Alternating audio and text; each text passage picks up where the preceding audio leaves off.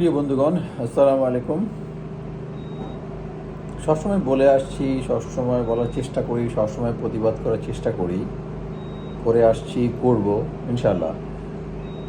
আজকে যে বিষয়টা নিয়ে আমি কথা বলতে চাচ্ছি, আমরা কে, আমি কে, তুমি কে, আমরা কে?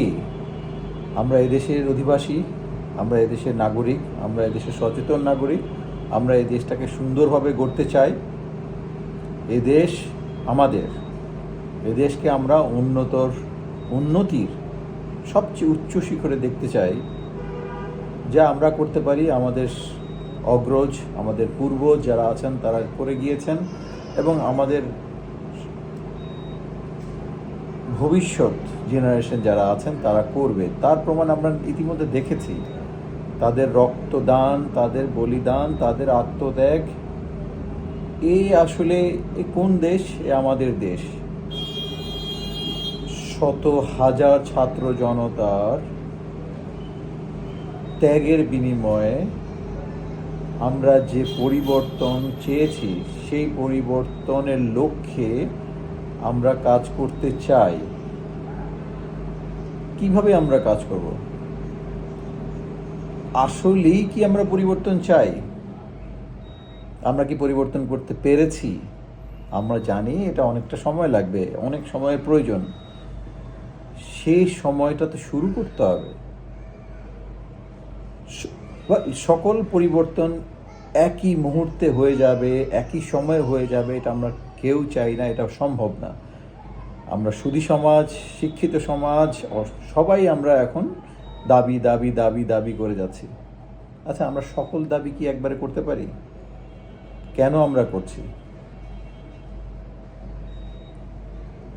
এই প্রশ্নটা আমি সবার কাছে রাখতে চাই। কেন আমরা করছি? এইভাবে হতে পারে না। ওয়েল, ইংরেজিতে একটা প্রবাদ আছে, we know all, right? Face is the mirror of mind.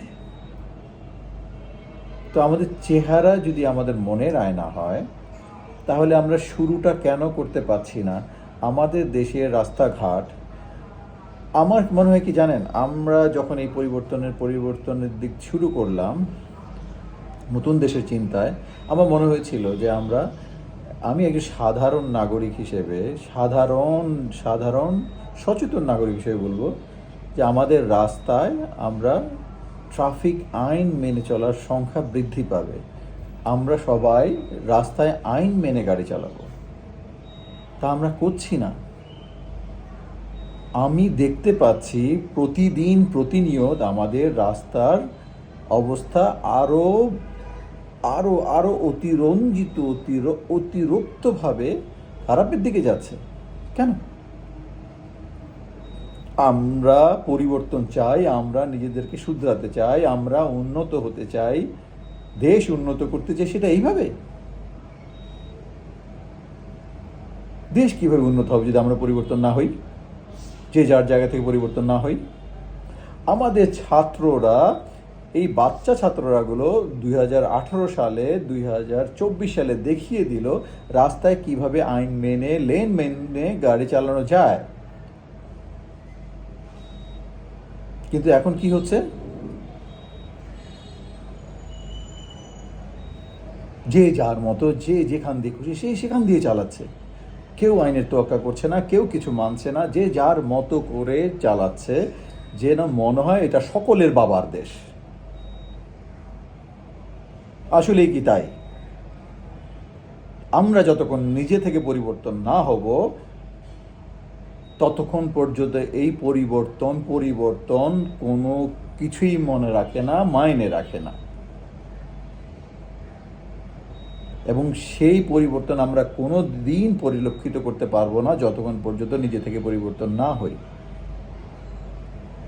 আমি বলবো, আমাদের সরকারের কাছে আকুল আবেদন করব যে আমরা আমাদের দেশের রাস্তার আইন, ট্রাফিক আইন প্রপারলি ইমপ্লিমেন্ট শুরু করতে পারি।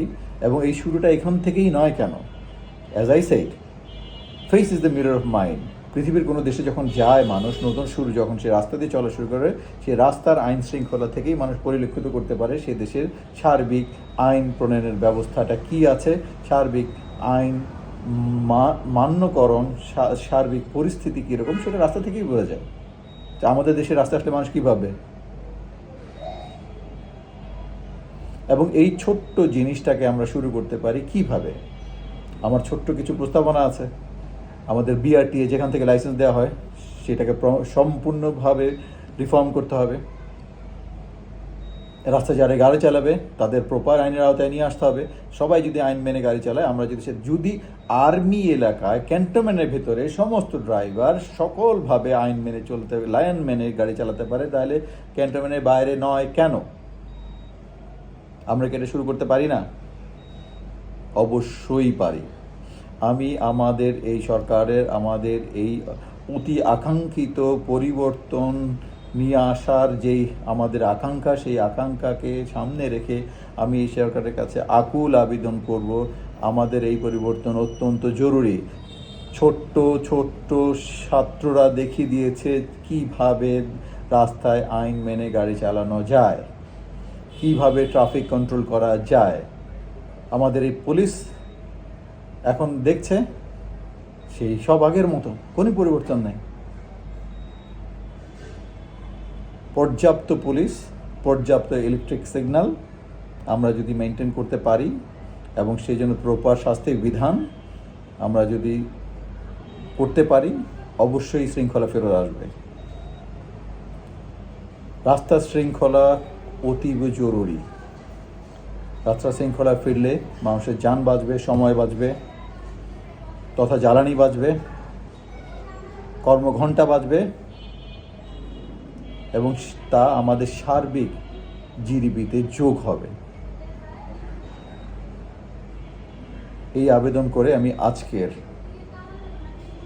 মতো এখানে শেষ করছি। আসসালামু আলাইকুম।